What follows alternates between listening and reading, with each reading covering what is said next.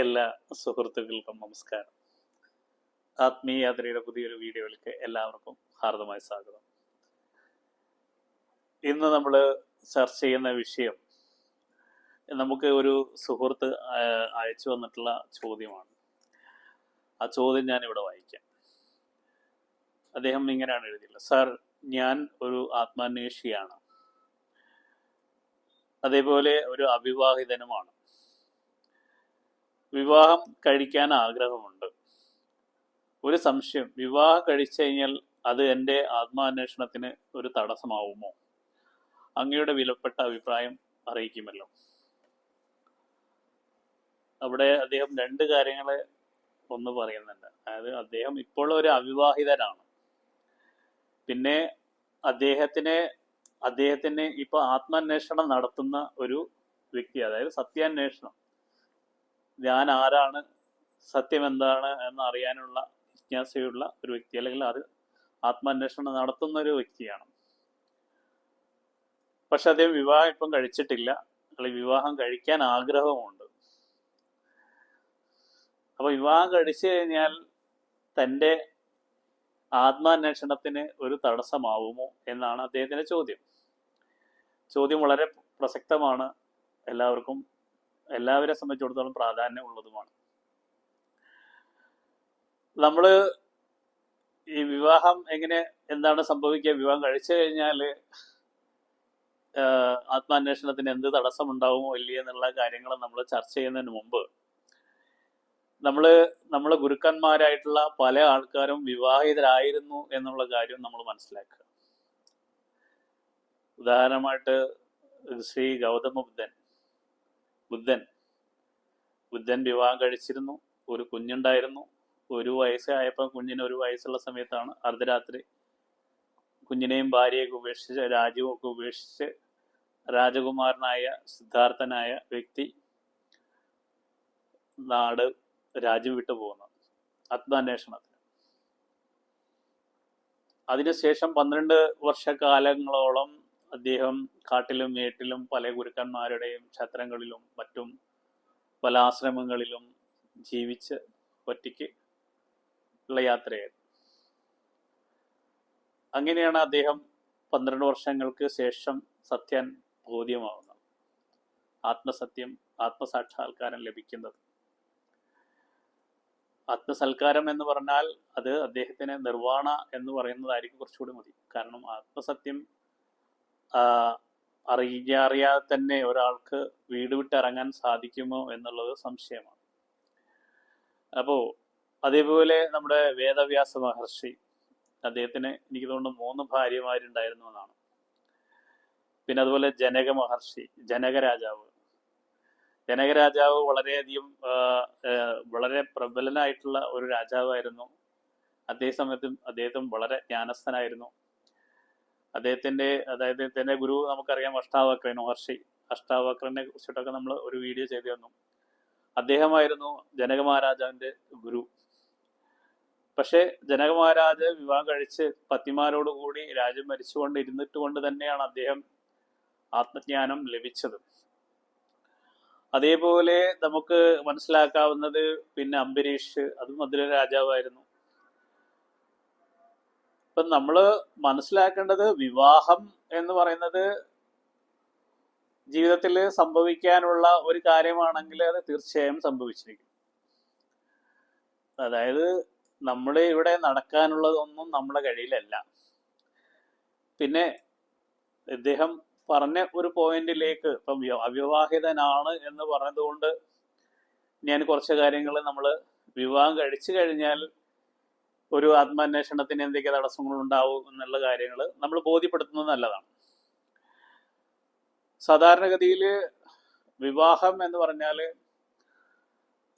നമ്മൾ 2 വ്യക്തികൾ തമ്മിലുള്ള ഒരു കരാറാണ്, കോൺട്രാക്റ്റാണ്. അതായത് ജീവിതാവസാനം വരെ എല്ലാ സുഖദുഃഖങ്ങളും ഒരുമിച്ച് അനുഭവിക്കാൻ തയ്യാറായി നിൽക്കുന്ന 2 വ്യക്തികൾ തമ്മിലുള്ള ഒരു കോൺട്രാക്റ്റാണ് വിവാഹം. എന്ത് പ്രയാസങ്ങളുണ്ടായാലും എന്ത് സുഖങ്ങളുണ്ടായാലും അത് ഒരുമിച്ച് അനുഭവിക്കുക എന്നുള്ളതാണ് വിവാഹത്തിന്റെ പ്രത്യേകത. സുഖം മാത്രം തേടിയുള്ള ഒരു കരാറല്ല വിവാഹം എന്ന് പറഞ്ഞാൽ. അപ്പൊ നമ്മൾ ഇതില് വേറൊരു കാര്യം മനസ്സിലാക്കേണ്ടത്, വിവാഹത്തില് രണ്ട് യുണീക്ക് വ്യക്തികൾ, അതായത് വ്യത്യസ്തമായ വാസനകളും സ്വഭാവങ്ങളും ഒക്കെയുള്ള രണ്ട് വ്യക്തികൾ തമ്മിലാണ് ഒരുമിക്കുന്നത്. അപ്പൊ ഈ ഒരുമിക്കുമ്പോൾ നമ്മൾ മനസ്സിലാക്കേണ്ടത്, ഒരാള് മറ്റൊരാളുടെ ഇഷ്ടത്തിനും ആഗ്രഹത്തിനും അനുസരിച്ചിട്ട് വേണം മറ്റാൾ ജീവിക്കാൻ. അതായത് ഭർത്താവ് ഭാര്യയുടെ ഇഷ്ടത്തിനും ആഗ്രഹത്തിനും എല്ലാത്തിനും അനുസരിച്ച് വേണം ഭർത്താവ് ജീവിക്കാൻ. അതേപോലെ ഭാര്യയും ഭർത്താവിന്റെ ഇംഗിതത്തിനും ആഗ്രഹത്തിനും ഒക്കെ അനുസരിച്ചിട്ട് വേണം ജീവിക്കാൻ. അപ്പോ നമ്മള് സാധാരണഗതിയിൽ ഒരു ഭൗതിക ജീവിതം നടത്തുന്ന, ഇപ്പം നമ്മളിപ്പോഴും ചർച്ച ചെയ്യുന്ന വിഷയം എന്ന് വെച്ചാൽ ഒരു ആത്മാന്വേഷി വിവാഹം കഴിക്കാൻ പാടുണ്ടോ ഇല്ലേ എന്നുള്ളതാണ് ചർച്ച ചെയ്യുന്നത്. സാധാരണഗതിയിൽ വിവാഹം കഴിച്ചിട്ട് സാധാരണ രീതിയിൽ ആത്മീയ ജീവിതം നയിക്കാത്ത രണ്ട് വ്യക്തികളെ സംബന്ധിച്ചിടത്തോളം, ആത്മീയ ജീവിതം എന്ന് പറഞ്ഞാൽ ആത്മാന്വേഷണത്തിന്റെ പ്രസക്തി ഉള്ളതുകൊണ്ടാണ് കേട്ടോ പറയുന്നത്. ആത്മാന്വേഷണം എന്ന് പറയുന്നതും ആത്മീയ ജീവിതം എന്ന് പറയുന്നതും രണ്ടും രണ്ടാണ്. സാധാരണഗതിയിൽ ഈശ്വര ഭയഭക്തിയോടുകൂടി ജീവിക്കുന്ന രണ്ട് വ്യക്തികളെ സംബന്ധിച്ചിടത്തോളം അവർക്ക് ഇത് ബാധകമല്ല. അതേസമയത്ത് തീവ്രമായ ആത്മാന്വേഷണം നടത്തുന്ന ഒരു വ്യക്തിയെ സംബന്ധിച്ചിടത്തോളം ഉള്ള കാര്യങ്ങളാണ് ഞാൻ ഇവിടുന്ന് അങ്ങോട്ട് പറയാൻ പോകുന്നത്. അതായത് നമ്മൾ രണ്ട് വ്യക്തികൾ തമ്മിൽ വിവാഹം കഴിക്കുമ്പോൾ ഒരു കാര്യം മനസ്സിലാക്കേണ്ടത്, നമ്മൾ നേരത്തെ പറഞ്ഞ മാതിരി മറ്റുള്ളവരുടെ ഇഷ്ടത്തിനും ആഗ്രഹത്തിനും ഇംഗിതത്തിനും അനുസരിച്ച് വേണം മറ്റാളും പെരുമാറാൻ. മറ്റാൾ അങ്ങനെ പെരുമാറുന്നില്ലെങ്കിൽ ആ ബന്ധങ്ങൾ പലപ്പോഴും പല പ്രശ്നങ്ങളും പ്രയാസങ്ങളും കലഹങ്ങളും അടിയും പിടിയും എല്ലാം ഉടലെടുക്കും. അപ്പം വിവാഹബന്ധം പലപ്പോഴും ഇന്നത്തെ കാലഘട്ടത്തിൽ ഡിവോഴ്സ് കേസുകളാണ് കൂടുതലും കാണുന്നത്. പ്രധാനമായും ഡിവോഴ്സ് കേസ് കാരണം പരസ്പരം സഹകരണവും അല്ലെങ്കിൽ ചേർച്ചയും ഇല്ലാത്ത ആളുകൾ ആണ് ഇപ്പം ഇന്നത്തെ കാലഘട്ടത്തിൽ നമ്മൾ പറയാൻ കാരണം, പണ്ട് കാലങ്ങളിലൊക്കെ കുറെ കൂടിയും വിവാഹ ജീവിതം കുറച്ചുകൂടിയും അഡ്ജസ്റ്റ്മെന്റ്, എല്ലാത്തിനും അഡ്ജസ്റ്റ് ചെയ്ത് ജീവിക്കാൻ തയ്യാറായിരുന്ന ആളുകളായിരുന്നു. ഇന്നത്തെ യുവതലമുറ കൂടുതൽ സ്വാതന്ത്ര്യം ആഗ്രഹിക്കുന്ന വ്യക്തികളായതുകൊണ്ട് പലപ്പോഴും വിവാഹബന്ധം വേർപെട്ടു പോകാനാണ് കൂടുതൽ ചാൻസ് ഉള്ളത്. അപ്പോൾ ഒരാളുടെ സ്വാതന്ത്ര്യം മറ്റാളുടെ തലയിൽ അല്ലെങ്കിൽ മറ്റുള്ളവരുടെ കാൽക്കൽ വെക്കുന്ന ഒരു അവസ്ഥയാണ് വിവാഹത്തിലൂടെ നടക്കുന്നത്. അതായത് ഇപ്പം മറ്റുള്ളവരുടെ ആഗ്രഹത്തിനും ഇഷ്ടത്തിനും അനുസരിച്ച് മറ്റൊരു വ്യക്തി ജീവിക്കണം എന്ന് പറയുമ്പം അവിടെ സ്വാതന്ത്ര്യം നഷ്ടപ്പെട്ടു. ആത്മീയതയ്ക്ക് ഏറ്റവും കൂടുതൽ വേണ്ടത് സ്വാതന്ത്ര്യമാണ്, സ്വതന്ത്രമായിട്ടുള്ള നിലനിൽപ്പാണ്. സ്വതന്ത്രമായ നിലനിൽപ്പ് വിവാഹത്തിലൂടെ നഷ്ടപ്പെടും എന്നുള്ളത് ഒരു യാഥാർത്ഥ്യമാണ്. രണ്ടാമത്തെ കാര്യം എന്ന് പറഞ്ഞാൽ, വിവാഹത്തില് പ്രധാനമായിട്ടുള്ള ഒരു ഘടകമാണ് ലൈംഗികത, സെക്സ്. ലൈംഗിക ബന്ധത്തിലൂടെ ഊട്ടിയുറപ്പിക്കുന്ന ഒരു ബന്ധമാണ് വിവാഹം. കാരണം വിവാഹം എന്ന് പറയുന്നത് സെക്ഷൽ ബന്ധത്തിന് കൂടിയുള്ള ഒരു കോൺട്രാക്റ്റാണ്, പരസ്പര ധാരണയുള്ള ഒരു കോൺട്രാക്റ്റാണ് ശരിക്കും. നമ്മളിപ്പം വിവാഹം കഴിക്കുന്നതെന്ന് വെച്ചാൽ കുഞ്ഞുങ്ങളുണ്ടാവണം, ലൈംഗികമായ സുഖം ഉണ്ടാവണം എന്നുള്ള കാര്യങ്ങളൊക്കെ ഉൾപ്പെട്ട ഒന്നാണ് വിവാഹം എന്ന് പറയുമ്പോൾ. അപ്പോൾ ആത്മീയമായ ഒരു അന്വേഷകനെ സംബന്ധിച്ചിടത്തോളം വിവാഹബന്ധത്തിൽ സംഭവിക്കുന്ന എന്താ വെച്ചാൽ, അയാൾക്ക് സെക്ഷൽ ഇൻട്രസ്റ്റ്, താല്പര്യം കുറഞ്ഞു വരും. വിരക്തി, അതായത് ജീവിതത്തിൽ വിരക്തി വരുമ്പോഴാണ് ഒരാൾ പൂർണ്ണമായിട്ടും ആത്മാന്വേഷണം നടത്തുന്നത്.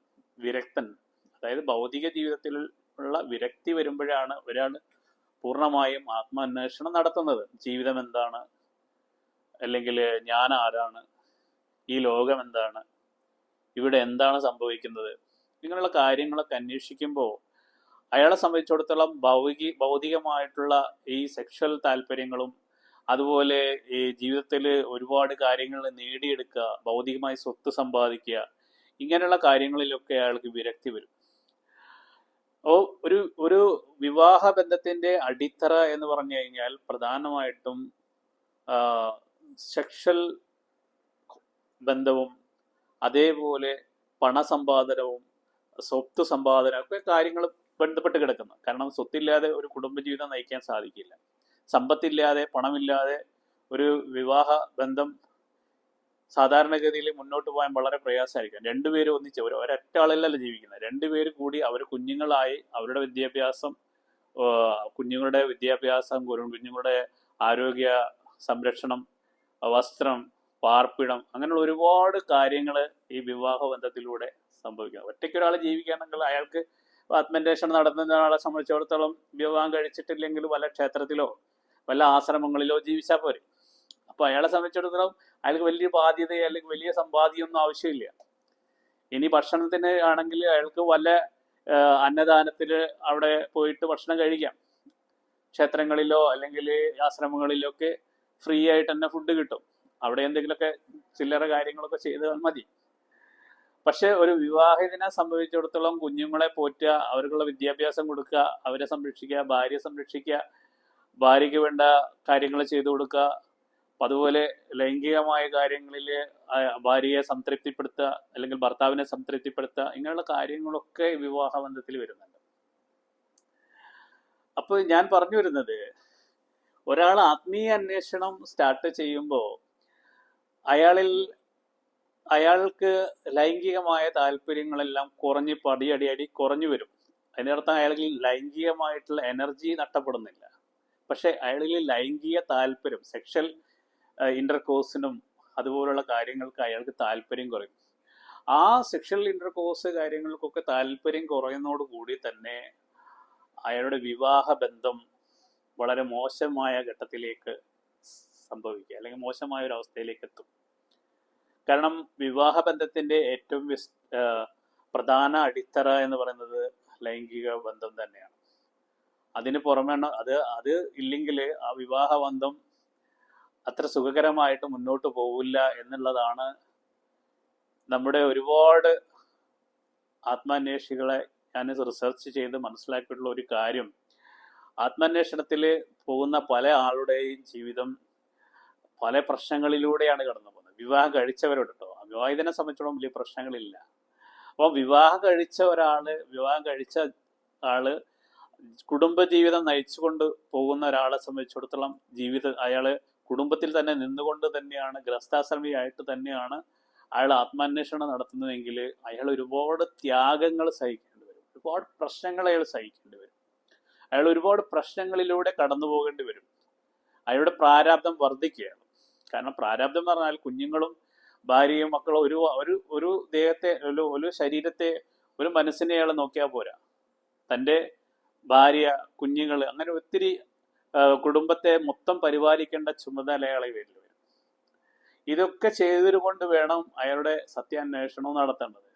അപ്പോൾ അയാൾക്ക് ഒരുപാട് പ്രയാസങ്ങൾ, ത്യാഗങ്ങൾ സഹിക്കേണ്ടി വരും. അപ്പോൾ ഞാൻ പറഞ്ഞു വരുന്നത്, ഒരാൾ ആത്മാന്വേഷണം നടത്താൻ തീരുമാനിച്ചൊരു വ്യക്തി അവിവാഹിതനാണെങ്കിൽ ഒരിക്കലും വിവാഹം കഴിക്കരുത്. ഒരു വ്യക്തി, അതായത് ഇതെല്ലാം ശ്രദ്ധിച്ചു കേട്ടോളൂ. അതായത് ഒരു വ്യക്തി 25 അല്ലെങ്കിൽ 28 വയസ്സ് അല്ലെങ്കിൽ 30 വയസ്സോ ഉള്ള ഒരു വ്യക്തി അവിവാഹിതനാണെങ്കിൽ അയാൾക്ക് ആത്മാന്വേഷണമാണ് തൻ്റെ പരമമായ ലക്ഷ്യമെങ്കിൽ അയാളെ കഴിയുന്നതും വിവാഹം കഴിക്കാതിരിക്കുന്നതാണ് നല്ലത്. എൻ്റെ അഭിപ്രായത്തിൽ 99.99% അയാൾ വിവാഹം കഴിക്കരുത്. വിവാഹം കഴിച്ചു കഴിഞ്ഞാൽ അയാളുടെ എല്ലാ സ്വാതന്ത്ര്യം നഷ്ടപ്പെടുന്നതോടൊപ്പം തന്നെ അയാൾക്ക് കൂടുതൽ പ്രാരാബ്ധങ്ങൾ അയാൾ ക്രിയേറ്റ് ചെയ്യുകയാണ്. ഇല്ലാത്ത പ്രാരാബ്ധങ്ങളോടുകൂടി അയാൾ ക്രിയേറ്റ് ചെയ്യപ്പെടും. അതായത് പ്രാരാബ്ധം, ഭാര്യ, കുട്ടി, കുഞ്ഞുങ്ങൾ എന്ന് പറഞ്ഞാൽ അവരെ സംരക്ഷിക്കുക എന്ന് പറഞ്ഞാൽ അയാളുടെ കർമ്മത്തിന്റെ തോത് വീണ്ടും വർദ്ധിക്കും. പ്രാരാബ്ധം കൂടുതൽ വർദ്ധിക്കും. അപ്പോൾ ഇതാണ് മനസ്സിലാക്കേണ്ടത്. പക്ഷെ വിവാഹം കഴിച്ച ഒരാള് ആത്മാന്വേഷണം നടത്തുമ്പോൾ ഞാൻ വിവാഹം കഴിക്കണം എന്ന് ചോദിക്കില്ലല്ലോ. അപ്പൊ വിവാഹം കഴിച്ച് അയാൾക്ക് മനസ്സിലാവും, വിവാഹം കഴിച്ച് നിൽക്കുന്ന ഒരാള് ആത്മാന്വേഷണം ഇപ്പൊ നടത്തുന്ന ആളെ സംബന്ധിച്ചോളം അയാൾക്ക് അറിയാം, ഞാൻ പറയാതെ തന്നെ അയാൾക്കറിയാം ആത്മാന്വേഷണത്തിന് എത്രമാത്രം ബുദ്ധിമുട്ട് വിവാഹം കൊണ്ട് ഉണ്ടായിട്ടുണ്ട്.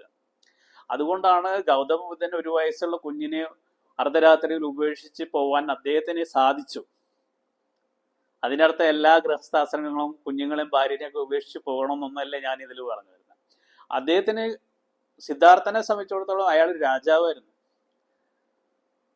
അദ്ദേഹം രാജ്യത്ത് തൻ്റെ ഭാര്യയ്ക്കും കുഞ്ഞിനും ഒരു ഒരു രാജ്യം തന്നെ സംരക്ഷിക്കാനുണ്ട്. നമ്മളെ പോലുള്ള സാധാരണ മനുഷ്യരെ സംബന്ധിച്ചിടത്തോളം അങ്ങനെയല്ല. നമ്മൾ സംരക്ഷിച്ചില്ലെങ്കിൽ, നമ്മളെ കുടുംബം സംരക്ഷിച്ചിട്ടില്ലെങ്കിൽ വേറെ ആരും സംരക്ഷിക്കാനില്ല. അപ്പൊ നമ്മൾ ഉദാഹരണം എടുക്കേണ്ടത് സാധാരണക്കാരന്റെ കേസിലാണ് നമ്മൾ ഉദാഹരണം എടുക്കേണ്ടത്. ഒരു രാജാവിന്റെയോ അല്ലെങ്കിൽ ഒരു മറ്റു വലിയ ഒരു ഫാമിലിക്ക് സംരക്ഷണം കൊടുക്കാൻ പറ്റുന്ന ഒരാളെ സംബന്ധിച്ചിടത്തോളം പ്രയാസമില്ല. അതേസമയം സാധാരണക്കാരനെ സംബന്ധിച്ചിടത്തോളം ഈ വ്യക്തിനെ ഡിപ്പെൻഡ് ചെയ്യുന്ന ഒരു കുടുംബമാണുണ്ടെങ്കിൽ അയാൾ ആ ഗൃഹത്തിൽ നിന്നുകൊണ്ട് തന്നെ ആത്മാന്വേഷണം നടത്തണം. പൂർണ്ണമായും അയാൾക്ക് ബോധ്യമായി അയാളുടെ ഭാര്യയും കുഞ്ഞുങ്ങളൊക്കെ സ്വയം പര്യാപ്തമായ വരുമാനവും ജീവിക്കാനുള്ള മാർഗവും ഒക്കെ കിട്ടുന്നത് വരെ അവരെ സംരക്ഷിക്കാൻ അയാൾ ബാധ്യസ്ഥനാണ്. അപ്പം അതേസമയം അയാൾ ആത്മാന്വേഷണം ഉപേക്ഷിക്കേണ്ട ആവശ്യമില്ല. അയാൾക്ക് ആത്മാന്വേഷണം തുടരാം. കുറച്ച് ത്യാഗങ്ങളൊക്കെ സഹിക്കേണ്ടി വരും എന്ന് മാത്രം. അയാൾക്ക് പ്രാരാബ്ദങ്ങൾ കൂടും, എല്ലാ പ്രയാസങ്ങളും കൂടുതൽ. കാരണം ഗൃഹസ്ഥാശ്രമിയെ സംബന്ധിച്ചിടത്തോളം ഒരു സാധാരണ ഭൗതികനേക്കാൾ കൂടുതൽ പ്രയാസങ്ങളും പ്രശ്നങ്ങളും ഒക്കെ ഈ കുടുംബങ്ങളിൽ നിന്നുണ്ടാവും എന്നുള്ള 100% ഉറപ്പാണ്. പലപ്പോഴും ആളുകൾ ഇത് തുറന്ന് പറയില്ല. പക്ഷെ ഞാൻ ഒരുപാട് ആളുകളെ റിസർച്ച് ചെയ്തപ്പോൾ എനിക്ക് മനസ്സിലായിട്ടുള്ളത്, ആത്മാന്വേഷണം നടത്തുന്ന ഗൃഹസ്ഥാശ്രമികൾക്ക് ഒരുപാട് തിക്താനുഭവങ്ങൾ വീടുകളിൽ നിന്ന് ലഭിക്കുന്നുണ്ട്. പുറത്ത് പറയാൻ അവർക്ക് സാധിക്കില്ല. പരസ്പരം നമ്മൾ സത്സംഗങ്ങളിൽ വരുന്ന ആളുകളൊക്കെ അവരുടെ കുടുംബ ജീവിതത്തെക്കുറിച്ച് സംസാരിക്കുമ്പോൾ പലപ്പോഴും അവർ കരയാറുണ്ട്, പ്രയാസങ്ങൾ നമ്മൾ കേൾക്കാറുണ്ട്. അപ്പം അതിൻ്റെ അർത്ഥം ഇതെല്ലാം ഉപേക്ഷിക്കണമെന്നല്ല, അവരെ കുടുംബത്തെ ഉപേക്ഷിക്കണമെന്നല്ല, കുടുംബത്തെ സംരക്ഷിക്കാനുള്ള ബാധ്യത അയാൾക്കുണ്ട്. കാരണം അയാൾ വിവാഹം കഴിക്കുന്നതിന് മുന്നേ ചിന്തിക്കേണ്ടിയിരുന്നു, ഞാൻ ആത്മാന്വേഷണമാണ് എൻ്റെ പരമമായ ലക്ഷ്യം, ഞാൻ വിവാഹം കഴിക്കേണ്ട, ഞാൻ പൂർണ്ണമായിട്ടൊരു ബ്രഹ്മചാരിയായിട്ട് ജീവിക്കാം എന്ന് അയാൾ ചിന്തിക്കേണ്ടിയിരുന്നു. വിവാഹം കഴിച്ചു കഴിഞ്ഞു കഴിഞ്ഞാൽ അയാൾ അവരെ സംരക്ഷിക്കാൻ ബാധ്യസ്ഥരാണ്. അല്ലെങ്കിൽ അയാൾക്ക് ഒരിക്കലും മനസ്സമാധാനം കിട്ടില്ല. അല്ലെങ്കിൽ ഹിമാലയത്തിൽ പോയിട്ട് തപസ്സനുഷ്ഠിച്ചാൽ പോലും ഭാര്യയും കുഞ്ഞുങ്ങളെയും സംരക്ഷിക്കാതെ അയാൾ തപസ്സനുഷ്ഠിച്ചതുകൊണ്ടോ അയാൾക്കൊന്നും ലഭിക്കാൻ പോകുന്നില്ല. അവരെ പരമമായ ഒരു സേഫ് സോണിലേക്ക് എത്തിച്ചതിന് ശേഷം മാത്രമേ അയാൾ വീട് വിട്ടിറങ്ങി, ഒരു സിദ്ധാർത്ഥനെ പോലെ വീട് വിട്ടിറങ്ങാനൊക്കെ അയാൾക്ക് സാധിക്കണമെങ്കിൽ അവർക്കുള്ള എല്ലാം ചെയ്തു വെക്കണം. അപ്പം ഞാൻ പറഞ്ഞു ഇത്രയേ ഉള്ളൂ. അപ്പം വിവാഹം കഴിച്ചിട്ടില്ലെങ്കിൽ അയാൾ കഴിക്കാതിരിക്കുന്നതാണ് ഏറ്റവും ഉത്തമം. അത് അയാൾക്ക് പൂർണ്ണമായ സ്വാതന്ത്ര്യവും ആത്മാന്വേഷണം നടത്താനുള്ള എല്ലാ സാധ്യതകളും മുന്നിൽ തെളിയും. കാരണം ഞാൻ മനസ്സിലാക്കുന്നത്, ഒരു അവിവാഹിതനാണ് കൂടുതൽ പോസിബിലിറ്റി.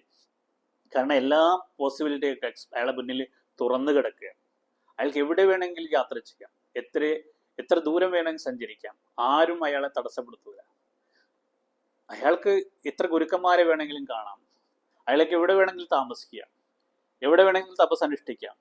അതേസമയത്ത് ഒരു വിവാഹിതനെ സംബന്ധിച്ചിടത്തോളം ഒരു 5 നാളോ 10 നാളോ വീട് വിട്ട് ഇറങ്ങാൻ പ്രയാസമായിരിക്കും. ഒരാഴ്ച അല്ലെങ്കിൽ ഒരു മാസം അയാൾ വേറെ താമസിക്കുമ്പോഴത്തേക്കും വീടിൻ്റെ കുടുംബത്തിൻ്റെ എല്ലാ ഭാഗങ്ങളും താളഭംഗം വരും, പ്രയാസങ്ങൾ കുടുംബം അനുഭവിക്കും. അപ്പം ഇങ്ങനെയുള്ള കാര്യങ്ങളൊക്കെ മനസ്സിലാക്കിയിട്ട് വേണം വിവാഹിതരായ ആളുകൾ ആത്മാന്വേഷണം നടത്താൻ. വിവാഹം കഴിഞ്ഞ ആളുകൾ ഈ പ്രാരാബ്ദങ്ങൾ കൂടുതൽ ഉണ്ടാവും എന്ന് ഞാൻ പറഞ്ഞു. വിവാഹം കഴിക്കാത്തവരാണെങ്കിൽ കഴിക്കാതിരിക്കുക. ആത്മാന്വേഷണമാണ് പരമ ലക്ഷ്യമെങ്കിൽ പൂർണ്ണമായ ബ്രഹ്മചര്യം എടുത്ത് തപസ്സനുഷ്ഠിച്ച് യമനിയമങ്ങളെല്ലാം പാലിച്ച് ആത്മാന്വേഷണം നടത്തുന്നതായിരിക്കും ഏറ്റവും ഉചിതം എന്ന് പറഞ്ഞുകൊണ്ട് ഈ വീഡിയോ ഇവിടെ ഉപസംഹരിക്കുന്നു. എൻ്റെ വീഡിയോ കണ്ട എല്ലാവർക്കും നന്ദി, നമസ്കാരം. ലൈക്ക് ചെയ്യാൻ മറന്നു പോകരുത്.